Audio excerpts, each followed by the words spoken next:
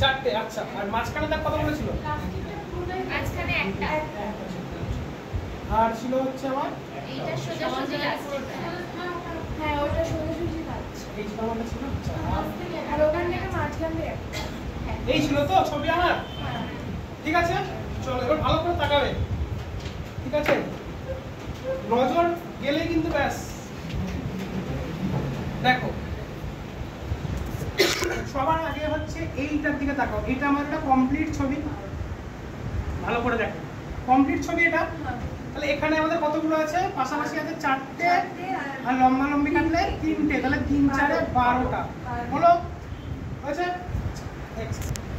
Next হচ্ছে এইটা। ভালো করে দেখো, এইটা ওই যে তুমি যে বললে যে এটাকে গুনেছি কি গুনিনি, এই যে সাপ গুনলাম। তাহলে এখান থেকে কতগুলো ত্রিভুজ? তাহলে এই মাঝের দুটোরই গোটা একটা বললাম, গোটা একটা। এই যেখানে আমরা লিখেছিলাম হয়ে গেল। নেক্সট দেখো, নেক্সট আমি করছি হচ্ছে এই যে বড়, এই ঠিক আছে, বোঝা গেছে কোনটাকে নিলাম? হলো।